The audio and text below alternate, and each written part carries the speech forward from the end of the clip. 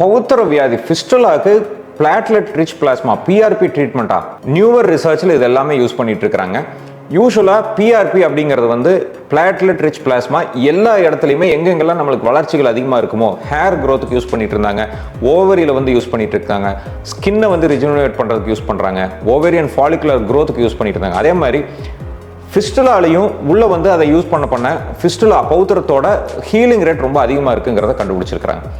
எப்படிங்க டாக்டர் அப்படின்னா, நம்பர் 1, எங்கே பிஆர்பி போட்டாலும் அந்த இடத்துல டிஷ்யூ க்ரோத் ஃபாஸ்ட்டாக இருக்கும், ஹீலிங்காக இருக்கும். ஸோ அதை ஃபிஸ்ட்லஸ் ட்ராக் உள்ளாரையும் அதை யூஸ் பண்ணோம்னா அந்த ட்ராக் வந்து சீக்கிரமாக குரோவாகி ஆடுறதுக்கான வாய்ப்புகள் இருக்குது, பெயின் கம்மி பண்ணுறதுக்கு வாய்ப்புகள் இருக்குது, இன்ஃப்ளமேஷன் அதாவது நோய் தொற்று கிருமிகள் எல்லாமே அங்கே தாட்டுறதுக்கு கம்மி பண்ணுறதுக்கு வாய்ப்புகள் இருக்குது.